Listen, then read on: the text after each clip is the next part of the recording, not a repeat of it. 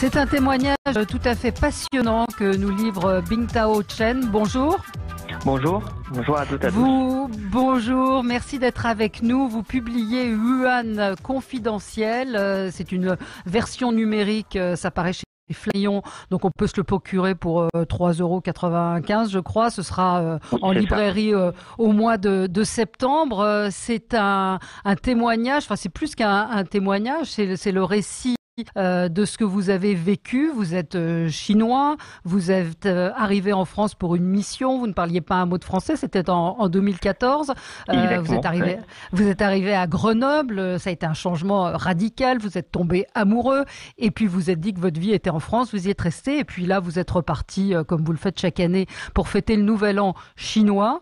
Et patatras, qu'est-ce qui s'est passé? Vous êtes tombé en plein début de coronavirus.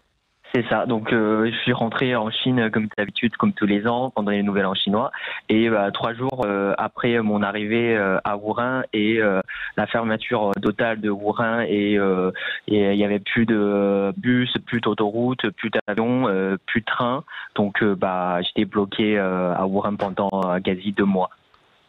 Ouais, et donc quand vous êtes arrivé, ça vous inquiétait pas trop, hein, c'est ce que vous racontez. L'ambiance était bon, il y avait quelques cas et vous avez vu monter petit à petit en fait l'inquiétude et puis les mesures qui ont été prises, mesures drastiques que vous racontez dans le livre. Hein.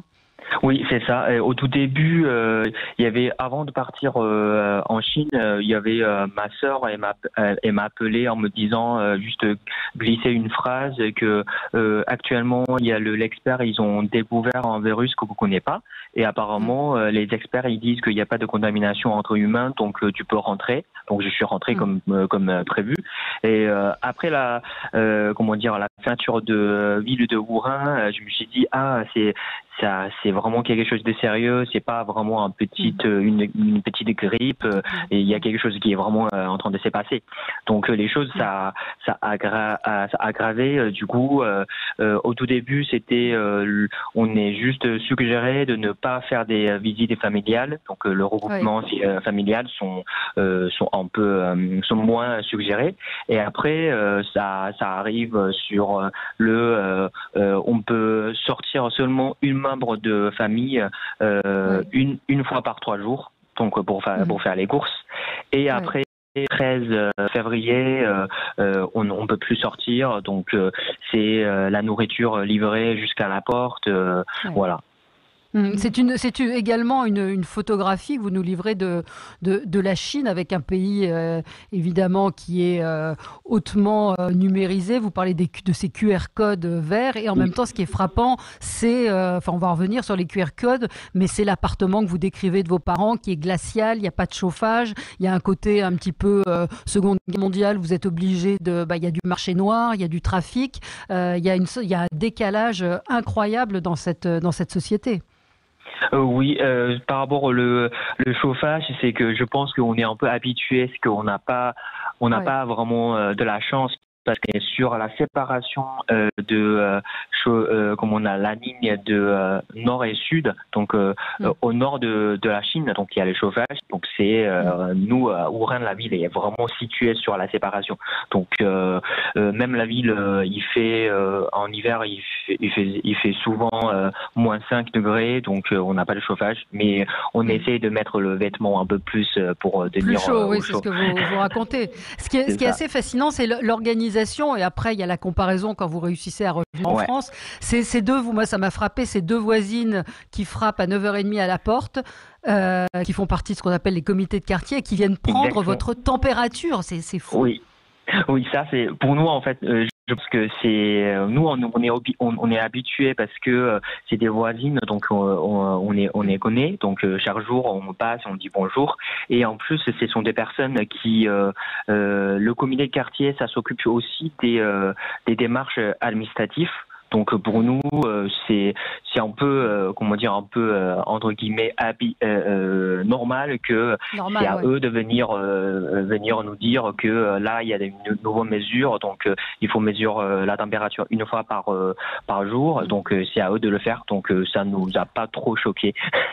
Oui, oui, non, mais ce que je veux dire, c'est que l'organisation par rapport à la Ouais, France, et on peut en parler, c'est où tellement vous êtes différent. extrêmement surpris. Il y a donc ces QR codes qui sont ces codes qu'on flash et qui sont verts ou rouges et qui permettent de dire si vous êtes ou non autorisé à vous déplacer et et c'est vrai que la surprise pour vous, c'est quand vous revenez en France et que vous voyez qu'il n'y a aucun contrôle. Oui, c'est ça. Donc le moment que je suis arrivé en France, quand j'étais à l'aéroport de Shanghai, donc tous les employés sont en combinaison. Donc c'est Mm. vraiment, il y a pas de peau qui est exposée à l'extérieur. Mais le moment que je suis arrivé à Charles de Gaulle, donc CDG à Paris, et que il y avait peu de personnes qui est masquées, et j'étais même pas mesuré la température par l'employé de l'aéroport. Mm. Donc il y avait Ouais. vraiment une grosse différence entre la Chine et la France, Mm. donc ça m'a un peu choqué. Ouais. Ouais, et vous n'épargnez évidemment pas les autorités chinoises où vous avez un petit peu de mal à comprendre le déni qu'il y a pu y avoir sur les alertes lancées par ce jeune médecin qui est mort et on voit que c'est un non-sujet dans votre famille, quoi. Il faut pas, on parle pas de ça. Oui, bon, Ouais, on avait quand même un peu discuté avec mon père. ouais. C'est juste Mm. souvent ce genre de discussion, ça amène sur une grosse discussion, et il y a ma mère, elle nous a interdit de parler un peu ce genre de sujet, Ouais, vu que ouais, qu'on est déjà confiné avec mes parents. S'il y a une ouais. mauvaise ambiance entre nous, ça va être un peu compliqué. Ça va être compliqué. Finalement, vous en êtes sorti du confinement. Vous êtes sorti, parce que enfin, c'est incroyable. Vous êtes resté 2 mois là-bas. Vous êtes arrivé en France. Vous êtes tombé en plein dans le Ouais, confinement. Donc 4 mois confinés. c'est Donc ça, vous êtes 4 mois confinés. vous êtes devenu professionnel des jeux vidéo. C'est ça.